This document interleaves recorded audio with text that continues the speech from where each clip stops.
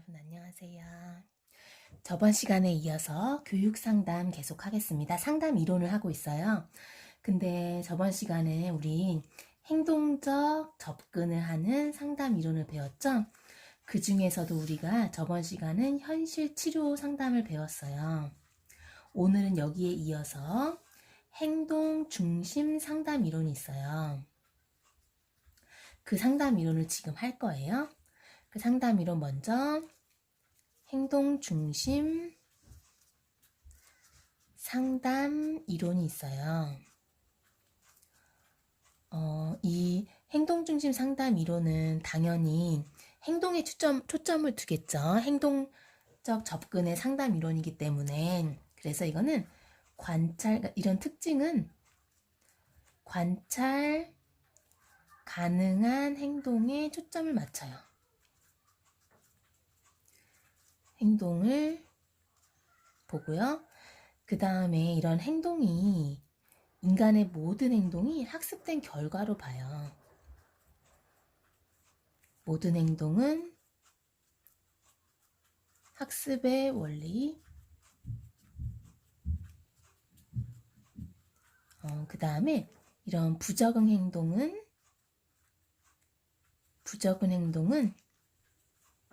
행동 수정으로 교정할 수 있다고 봐요. 그래서 행동 교정으로 수정될 수 있어. 그러니까 수정될 수 있기 때문에 여기 상담 기법이 굉장히 많이 나오거든요. 근데 그 중에서 우리 상담 기법 6개만 여기서 살펴볼 건데, 행동 중심 상담 이론은 크게 2가지가 있어요. 이 안에는요. 이걸로 하니까 삐뚤빼뚤하네요. 아무래도 다음에 이제 펜으로 해야 되겠다. 자, 먼저 행동 중심 상담 이론에는요, 상호 제지 이론이 있고요. 글씨를 조금 작게 써야 될 것 같아요. 할 게 많아가지고요. 그 다음엔 행동 수정 이론이 있어요. 먼저 상호 제지 이론이 뭐냐. 잠깐만요. 이거 좀 삐뚤면 안 되니까요. 조금 보면서 할게요. 상호 제지 이론은 만약에 우리가 이런 이론을 쓴 다음에 이런 상호 제지 이론은 무슨 이론이다 라고 항상 한 줄은 써야 돼요. 그러니까 정의를 꼭 알아놔야 되겠죠. 상호 제지 이론은 모든 신경증적 반응은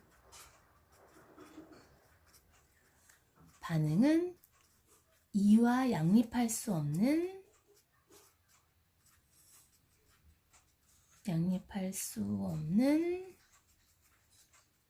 다른 반응으로 제지할 수 있다예요. 무슨 말이냐면요. 이게 제가 사전을 찾아봤는데 양이 2양이에요. 2개가. 서다예요. 그러니까 2개가 동시에 서는 거예요. 그러니까 신경질적 반응이 같이 할 수 없다는 거예요. 그래서 사전에는 양립에 대한 예가 그게 나오더라고요.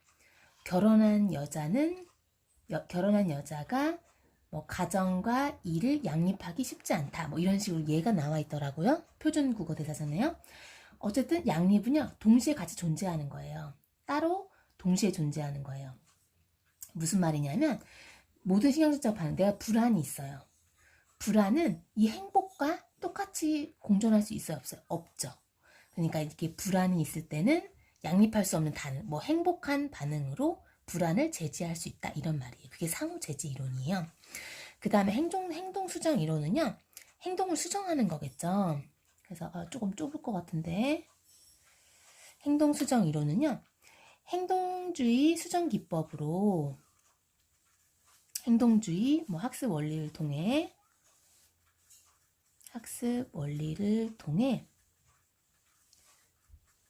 이게 부적응 행동을 변화시키려는 행동을 증가시켜야 되겠죠. 부적응, 일단 먼저 쓰고 다시 설명할게요. 부적응 행동을 변화시키려는 절차를 증가시켜. 이렇게 절차를 계속해서 결국에는 부적응 행동은 약화시키고, 행동은 약화시키고 바람직화시키고 학습된 행동, 바람직한 행동이겠죠? 학습된 행동을 일반화시키는 거예요. 그러니까 이게 무슨 말이냐면요. 행동주의 학습 원리, 이제 행동수정 기법이 굉장히 많이 나와요. 그런 것을 통해서, 그 기법을 통해서 부적응 행동을 바꾸려는 그런 절차, 과정을 반복해서, 원래 반복은 능력이잖아요. 그래서 반복해서 하는 거예요. 그래서 부적응 행동은 없어지게 하고, 바람직한 행동을 더 많이 하게 하는 거예요. 이제 뒤에도 기법이 나오니까요. 또 계속 설명하도록 할게요. 지금은 조금 추상적으로 느낄 수 있는데 그냥 행동을 수정하는 거예요. 바람직하지 않은 행동을 바람직한 행동으로 수정하는 게 행동 수정 이론이에요. 근데 어떻게 행동시키냐? 행동주의 학습 원리를 통해서 이 반복적인 과정을 통해 그렇게 하는 거야. 그래서 이제 나와요, 계속. 얘네가 이제 근거를 둬요. 상호재지 이론의 근거는요. 파블로프의 고전적 조건화예요. 사실은 이 고전적 조건화에 근거를 두고 있어요. 그 다음에 얘는 스키너의 도구적 조건화. 그래서 이거는 이 두 가지 조건화 같은 경우는 교육 심리에 나오는 내용이에요. 그래서 여기서 하지 말고 그냥 넘어갈까 하다가 여기서 한번 설명하는 게 좀 더 도움이 될 것 같아서 설명을 해볼게요. 자, 고전적 조건화가 뭐니? 이건 되게 쉬워요. 이건 뭐냐면요. 먼저 잠깐 쓴 다음에 예를 들어 볼게요. 중립자극과 무조건 자극을 연합시켜 조건 자극을 형성하는 것. 무슨 말이냐면요. 중립 자극과 무조건 자극을 계속 결합해서 중립 자극이 조건 자극이 되게 하는 거예요. 그래서 이게 조금 더 그러니까 중립 자극이라고 해야 되겠다. 그러니까 중립 자극과 무조건 연결시켜 조건 자극을 형성하는 거예요. 제가 예를 들어볼게요. 예를 들면 굉장히 쉬워요, 이게요. 자, 예를 들어볼게요. 예를 들어서 내가 시험이 있어요. 시험 자체는 지금은 아무 중립 자극이라 그래요. 내가 시험에 대해서 난 싫지도 않고 좋지도 않아. 그냥 이 지금 시험 자체는 중립 자극이에요. 근데 이 시험 때마다 내가 좋아하는 국어 선생님이 와요. 내가 좋아하는 국어 선생님이니까 이건 무조건 자극이죠. 좋아해. 선생님만 보면 기분이 좋겠죠. 무조건 반응이 그냥 와요. 그러니까 이건 무조건 자극이에요. 그럼 두 개가 연합하면 뭐가 돼요? 내가 긍정적 정서가 되겠죠. 이게 이제 무조건 반응이 되는 거예요. 조건 자극. 그럼 보세요. 봐봐요. 근데 내가 이제 이게 계속 결합했어요. 계속 반복됐어. 그랬더니 시험 때만 되면 국어 선생님이 와. 좋아하는 국어 선생님이 와. 그래서 내가 시험에 대해서도 긍정적으로 되는 거예요. 그럼 시험만 봐도 선생님이 계속 오니까 뭐가 돼요? 긍정적 정서가 되는 거예요. 그럼 시험은 뭐가 돼요? 중립 자극에서 뭐가 돼요? 조건 자극이 되는 거예요. 긍정적 정서가 되니까 조건 자극이 되는 거예요. 시험만으로. 자, 또 하나 더 예를 들어 볼게요. 또 시험이 있어요. 이건 그냥 중립 자극이에요. 난 아무렇지도 않아. 근데 시험 때마다 선생님이 꾸지람을 해. 우리 꾸지람 같은 건 뭐예요? 기분이 나쁘죠? 불안하죠? 꾸지람 자체는요. 이건 무조건 자극이죠. 무조건 반응을 일으키니까. 불안이란 무조건 반응을 일으키니까 얘는 무조건 자극이란 말이에요. 그럼 불안해. 보세요. 자, 이게 볼게요. 시험이야. 근데 자꾸 반복됐어. 선생님의 꾸지람이 계속 되니까 불안해. 그 시험 때문에 이거 선생님이 꾸지람이 없어도 이것만으로 내가 불안을 느껴. 그럼 지금 조건 자극이 된 거예요. 그러니까 파블로프의 고전적 조건화는요, 쉽게 말해서 중립 자극이 뭐가 되는 거예요? 조건 자극이 되는 거예요.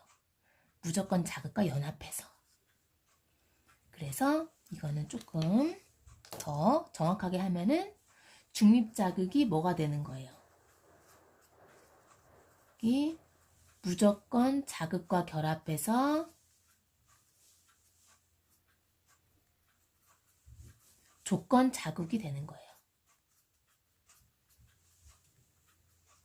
자, 보세요. 글씨가 좀 조그마죠? 지금 쓸 게 많아서. 그래서 이게 무슨 말이냐면 중립 자극이 조건 자극이 되는 거예요. 이거 시험만으로도 무조건 자극 계속 결합했잖아요. 그럼 시험만 되면 이제 기분이 좋은 거야. 선생님 만날 생각에. 시험이 중립 자극에서 조건 자극이 된 거예요. 그럼 이게 학습이야. 이게 학습이 일어난 거야. 이 고전적 조건화에서요. 시험에서 선생님의 꾸지람이 있었어. 불안해. 계속 이게 결합했어. 그러니까 이제 시험대만 되면 불안해. 이게 중립 자극에서 조건 자극이 된 거예요. 이게 지금 파블로프의 고전적 조건화예요. 자, 그러면은 상호재지 이론을 했는데 상호재지 이론은 뭐냐? 이 파블로프의 고전적 조건화에 근거하고 있는데 여기서 역조건화를 형성해요. 역조건화를 이용해요. 역조건화가 뭐냐면요. 위와 반대로 해서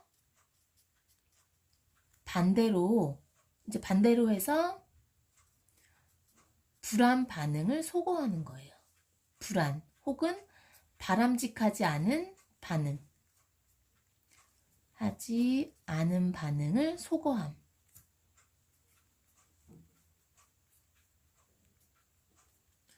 예를 들어 볼게요. 지금 이제 내가 계속 결합했어. 이 두 가지가. 시험과 선생님의 꾸지람이 계속 결합했어. 그럼 내가 시험이야. 그럼 시험 여기서 뭐예요? 조건 자극이 되죠. 시험만 생각하면 불안해. 그 다음 만약에 시험 불안이라고 했어. 그럼 이건 뭐예요? 조건 반응이 되겠죠.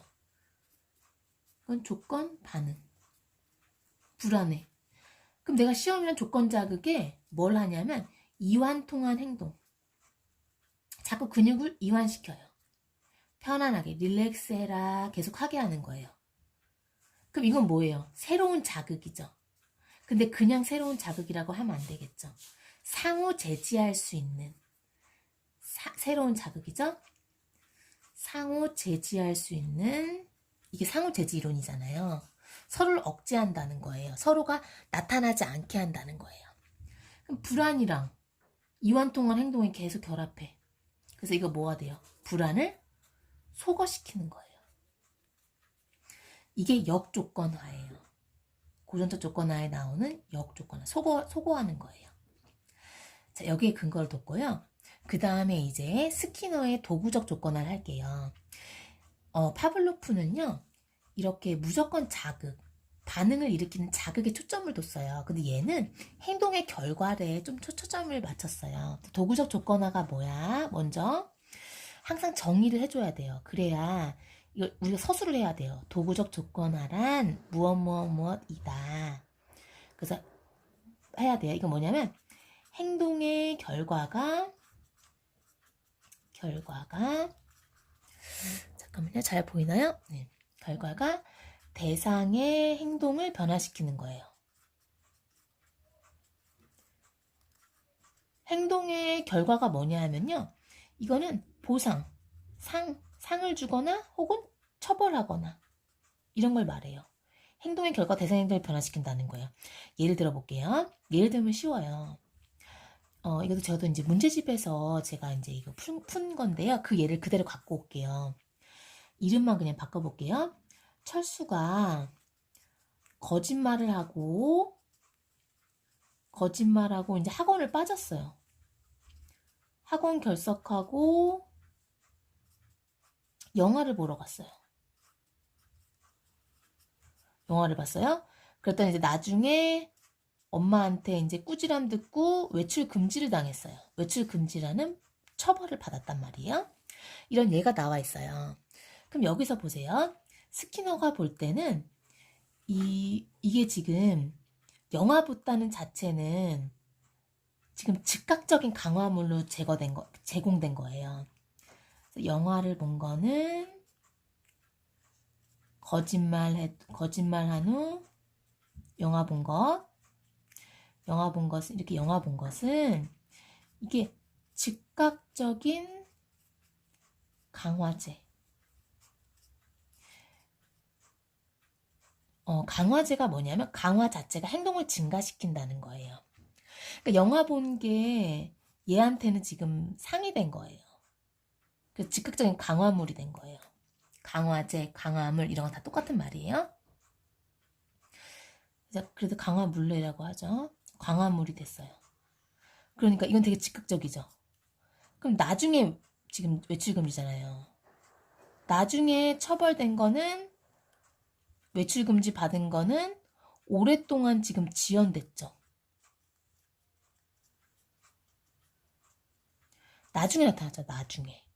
그러니까 뭐가 뭐를 이길 수 없다. 이게 지금 스키너의 도구적 조건화로 보면은 이 즉각적인 강화물이 나중에 받는 이 처벌을 당연히 이길 수밖에 없다. 이 말이에요. 그래서 이거는 행동의 결과. 내가 지금 내가 보상을 받았어. 영원한 보상을 받았어. 그럼 행동을 변화시키는 거예요. 아, 나 또 빠져야지. 빠지고 또 영화 보러 가야지. 그 다음에 또 행동의 결과. 나 외출금지 받았어. 그럼 이제 행동을 변화시키겠죠. 나 너무 힘들었어. 외출금지 때문에. 이제 그 행동 하지 말아야지. 이렇게 되겠죠. 그래서 만약에 이럴 때는 어떻게 해야 되냐. 저도 이거 문제집에서 이제 푼 건데요. 어떻게 해야 되는지 보면은 거기서는 이제 자기 교수를 해라. 이 학생을 어떻게 해야 되냐. 자기 교수가 뭐냐면요. 거짓말하면 안 돼. 이게 혼잣말 하는 거예요. 스스로에게 혼잣말 하는 거. 그게 자기 교수라 그래요. 스스로에게 혼잣말 자체가 스스로에게 하는 말이니까요. 그럼 이제 자기 행동을 이제 바르게 고쳐가는 거예요. 그 다음에 주위 환경 바꾸기가 있어요.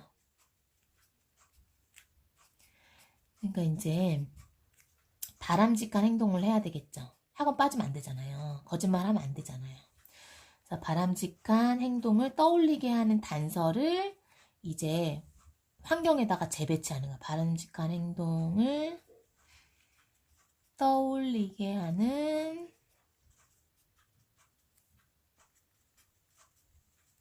단서가 존재하게 환경을 재배치하는 거예요. 그러니까 우리 뭐 예를 들어서 목걸이 뭐 그런 건 하지 않겠죠. 목걸이에다가 거짓말하지 말자 뭐 이렇게 써놓는다던가 내가 바람직한 행동을 떠올리게 하는 학원을 꼭 가자 그런 단서가 존재하게 환경을 재배치해야 된다. 이게 이제 나왔어요. 여기까지는 좀 근거를 했고요. 그 다음에 이거는 이제 실험을 한 거예요. 얘는 고양이 전기 충격 실험을 했어요. 상호재지 이론 지금 하는 거예요. 고양이 전기 충격 실험에서 나온 거예요. 지금은 고양이한테 전기 충격 가하면은 아마 환경보호단체에서 아마 걸릴 거예요. 근데 이때는 괜찮았나 봐요. 옛날이라. 고양이에게 전기 충격을 가했어요. 그랬더니 어떻게 되겠어요? 불안 반응을 일으키겠죠. 당연히 불안해하겠죠. 나 같아도 그죠? 너무 잔인하죠. 지금 전기 충격을 가해가 불안해요. 근데 이제 먹이를 주면서 전기 충격을 가했어요. 그러니까 얘가 먹는 행동이 불안 반응을 억제시켰다는 거예요. 먹는 행동이 불안 반응을 억제함. 그래서 이걸 보고 이게 양립할 수 없네. 같이 있을 수 없죠. 먹는 행동 기분 좋잖아요. 기분이 좋은 것과 불안한 게 같이 있을 수 없잖아요. 그래서 이렇게 다른 반응으로 제지할 수 있구나 하는 게 여기서 이제 실험에서 나온 거예요. 이제 행동 수정 이론의 절차를 할 거예요. 여기서는요. 여기는 실험이 아니라 절차예요. 5가지예요. 5개 단계를 우리 한번 살펴볼게요. 절차는요. 자, 잘 보이죠? 먼저는요. 이제 부적응 행동을 선정해야 돼요. 부적응 행동의 선정과 정의. 그죠? 어떤 행동이 부적응 행동, 고쳐야 할 행동인지를 선정해야겠죠. 골라야 돼요. 뭐 철수가 지금 욕하기를 많이 하네. 수업 시간에 자리 이탈을 하네. 그래서 이걸 내가 선정하는 거예요. 부적응 행동. 지금 얘가 하는 부적응 행동을 행동의 선정과 정의 이제 하는 거야. 그 다음에 부적응 행동의 기초선 설정. 이게 무슨 말이냐면요. 기초선은요.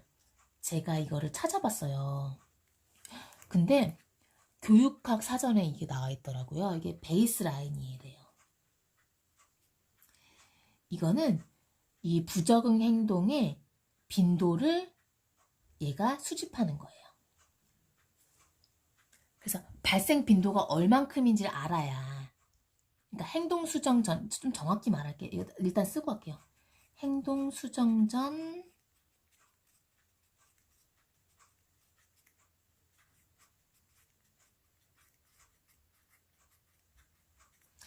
그러니까 행동을 수정하기 전에 이제 행동을 수정해야 된단 말이에요. 얘를 바람직한 행동으로. 수정하기 전에 행동의 빈도를 이제 아는 거예요. 그게 기초선이라 그래요. 베이스라인. 그래야 이제 기초선에 비추어서 이 행동 수정 기법이 효과가 있었다 없었다 효과 검증을 할 수 있겠죠. 기초선을 선정해야.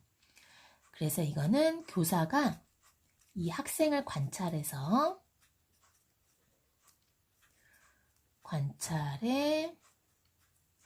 이제 부적응 행동의 그 기초선 자료를 수집하는 거예요. 그래서 철수는 예를 들어서 욕하기가 지금 뭐 20번 했네.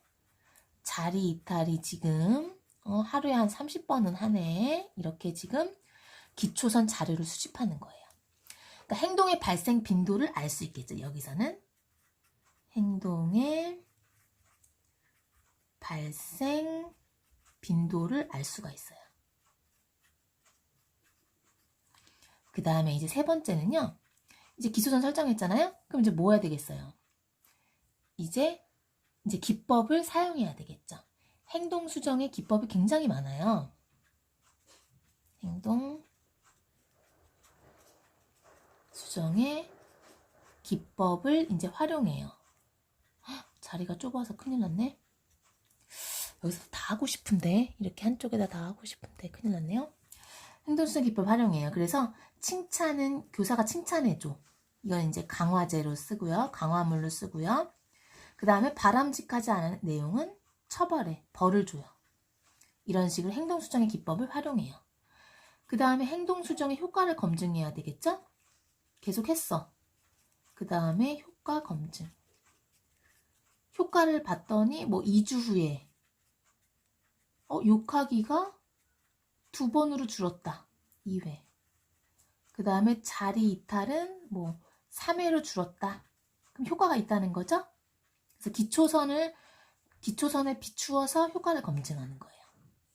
그 다음에 행동을 일반화하겠죠. 행동의 일반화. 그 바람직한 행동이에요. 행동의 일반화. 왜냐하면 이게 행동을 일반화시키는 거예요. 바람직한 행동을 일반화시켜요. 일상적에서도 계속 쓸 수 있도록. 자, 이렇게 해서 절차까지 지금 알아봤어요. 이제 중요한 거는 이제 기법이에요. 절차도 물론 중요하지만 우리 기법을 한번 살펴볼게요. 자, 잘 보이나요? 밑에도 볼 수 있도록 조금 위로 올릴게요. 거꾸로 올렸네. 거꾸로. 이게 잘 안 보여서요. 그래서 기법은요.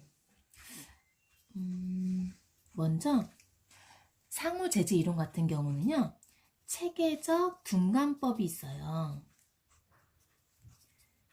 이거는 불안의 수준을 위계적으로 분석해요. 불안의 원인을 잠깐만 좀 위로 올려야 되겠네요. 아무래도 잘 안 보이죠. 자, 불안의 원인을 위계적으로 분석해요. 그래서 위계가 뭐냐면 단계적으로 분석한다는 거예요. 불안의 원인을 위계적으로 분석한 후에 불안이 낮은 단계의 불안부터 점진적으로 해소시켜가는 거예요. 낮은 수준의 불안부터 점진적으로 해소시킴. 이게 뭐냐면요. 이게 내가 불안한 상황을 먼저 이건 떠올리는 거예요. 직접 해보는 게 아니에요. 불안이 아주 낮은 게 있겠죠. 아주 낮은 불안은 뭐 예를 들어서 그냥 내 옆에 짝꿍과 이야기하는 거. 그걸 좀 불안해. 얘는 대인관계 불안이 있는데 그 다음에 학급에서 말하는 걸 불안해. 그 다음에 강당에서 말하는 걸 불안해. 이렇게 불안의 원인을 위계적으로 하는 거예요. 가장 낮은 게 짝꿍이랑 말하는 걸 불안해 하잖아요. 그럼 그거를 상상해요. 그 다음에 이완하는 반응을 해요.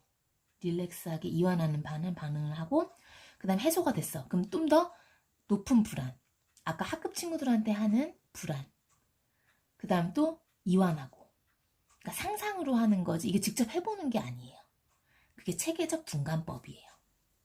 그 다음에 자기 주장 훈련이 있어요. 자기 주장 훈련이 뭐냐면은 이거는 대인관계의 불안을 해소하는데 대인관계의 불안을 치료하는데 적합해요. 무슨 말이냐면 그러니까 극적으로 자기의 의견과 감정을 말하는 거예요. 치료하는데 효과적. 그래서 극적으로 그걸 주장행동이라 그래요. 극적으로 자기 의견, 감정을 이게 이제 표현하는 거 주장행동이라 그래요. 표현하는 주장행동으로 대인관계의 불안을 없애는 거죠. 대인관계의 불안을 제거. 자, 이제 두 가지고요. 상호재지 이론. 근데 여기서는요. 행동중심 상담 이론이라고 해서 같이 나오기도 해요. 이런 기법들이요.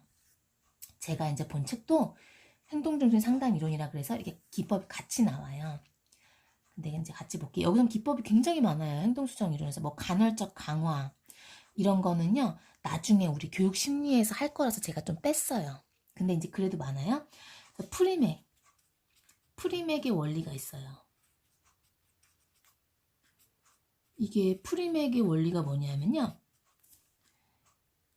자, 잘 보이나요?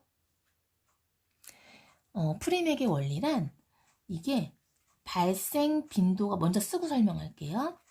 발생 빈도가 높은 행동이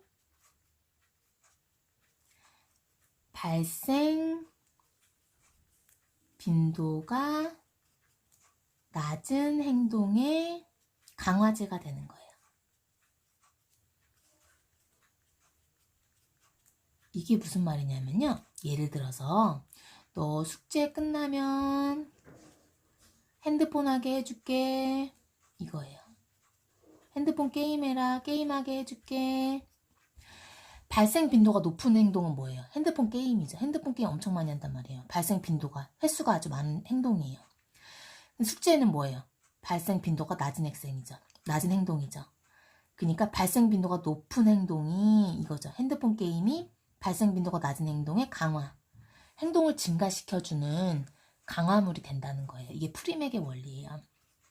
그 다음에 뭐 행동 형성이 있어요. 뭐 조형이라고도 하는데요. 이거 쉐이핑이에요. 이게 뭐냐면요.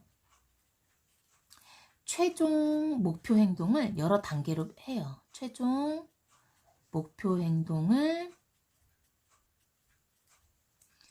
여러 단계로 나눈 후 낮은 단계부터 하나씩 강화하는 거예요. 낮은 단계부터 하나씩 강화. 예를 들어서 지금 얘가 숙제를 안 한단 말이에요. 그럼 어떻게 하냐면은 예를 들어서 너 먼저 책상에 앉아. 이 지금 다 쪼개는 거예요. 숙제하기 전에 책상에 앉기, 뭐 책 펴기, 그 다음에 원래 지금 10쪽 과제 해야 되는데 한 페이지 하기. 그 다음에 2페이지 하기. 이걸 이렇게 다 쪼개는 거예요. 10페이지의 목표, 최종 목표 행동은 10페이지의 과제란 말이에요. 근데 그 과제를 하기까지를 쪼개는 거예요. 잘게 쪼개요. 그럼 하나씩 하는 거예요. 책상에 앉기 먼저 해. 책 펴기 먼저 해. 이렇게 하나씩 강화해 가는 거예요. 그래서 10페이지의 과제를 다 하는 거죠. 행동수정이론은 기법이 또 계속 있어요. 지금 6개만 할 거거든요. 행동 형성이 있고요. 그 다음에 뒤에 또 이어서 할게요. 약간 내려서. 자, 잘 보이나요? 이게 제가 거꾸로 보다 보니까 잘 방향 감각이 없어요. 행동수정 기법, 계속 기법적인 측면을 먼저 하도록 하겠습니다. 그 다음에 세 번째는요, 행동계약법이에요. 이제 계약하는 거죠. 계약서 쓰잖아요. 그러듯이 이게 뭐냐면 할 행동을 정하고 이제 서로 지키기로 이제 계약하는 거예요. 계약서 쓰듯이. 그게 행동계약법이에요. 그 다음에 토큰 강화가 있어요. 토큰이 옛날에 버스비를 지금은 교통카드 찍고 들어가잖아요. 근데 예전에는 토큰을 넣고 버스를 이용했대요. 그러니까 토큰이 뭐냐 하면은 바람직한 행동을 했을 때 토큰을 주는 거예요. 바람직한 행동을 할 시 토큰을 지급. 그래서 이 토큰을 뭐 10개 모았다. 그럼 상을 주는 거죠. 그래서 이 토큰 강화가 있고요. 그 다음에 이제 타임 아웃이 있어요. 타임 아웃이 뭐냐면요.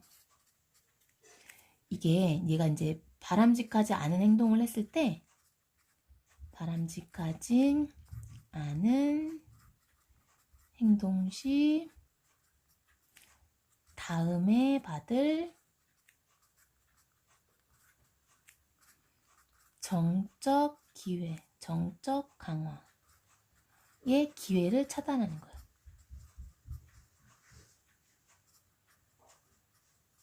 그러니까 얘가 바람직하지 않은 행동을 했을 때 정적 강화가 뭐냐면 강화는 행동을 증가시키는 거거든요. 그리고 내가 이게 정적 강화는요, 우리 교육 심리에서 또 한 번 할 거기 때문에 여기서는 이제 간단히 다룰게요. 왜냐면 또 설명이 너무 길어지니까요. 그 다음에 이제 모델링. 이게 또 할 거예요. 이런 거는요. 교육 심리에서요. 이거는 바람직한 행동을 관찰하게 해야 되겠죠. 바람직한 행동을 관찰하고 학습하게 하는 거예요. 자, 그 다음에 이제 거의 다 했어요. 다 했고요. 지금 보이죠? 그래서 이제 장점, 단점만 하고 마칠 거예요. 행동수정 이론의 장점은요. 여기서 보다시피 행동수정 이론은 상담자와 내담자가 목표가 아주 분명해요. 그 다음에 목표 행동을 달성하기 위해서 서로 간에 진전을 점검하는 이런 기법들, 이런 방법들을 분명히 하는데 이렇게 도움을 줘요. 그 두 가지를 쓸 거예요.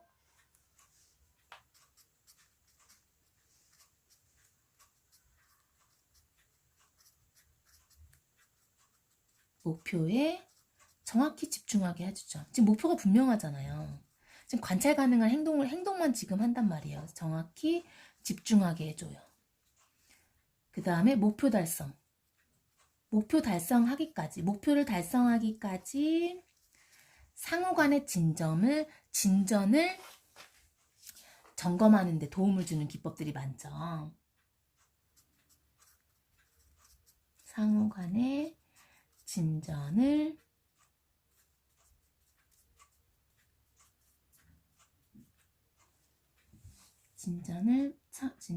점검하는 기법이 많으니까 방법을 분명히 하는데 도움. 근데 이게 지금 단점이 있어요. 단점도 이제 두 가지를 쓸 건데요. 피상적인 치료에 머물 수가 있어요. 앞에서 했다시피 예를 들어서 뭐 지금 자기주장 훈련 대인관계 불안을 치료했어. 아, 그냥 피상적인 행동만 지금 고친 건데 아, 난 치료 다 했다 이렇게 할 수 있어요. 원래는 이게 내면 깊은 심리의 문제, 자기 개념의 문제일 수도 있고 부정적 자기 개념의 문제일 수도 있고 여러 복합적인 문제인데 지금 표면적인 행동만 지금 고친 거잖아요. 그러니까 이거는 피상적 치료, 본질적인 치료가 아니라는 거예요. 피상적 치료에 그칠 수 있다. 그 다음에 이게 깊이 있는 그런 치료 상담이 아니에요. 그렇기 때문에 특수한 불안증, 특수한 뭐 공포증 치료에만 적합하다는 거예요. 그래서 높은 수준의 기능에는 적용할 수 없다. 뭐에 적용하다 얘들아? 얘들이 아니에요. 미안해요. 특수한 뭐 불안증, 공포증에만 적합. 자, 이렇게 해서 자, 이렇게 두 페이지를 해서 행동중심 상담 이론에 대해서 살펴보았습니다.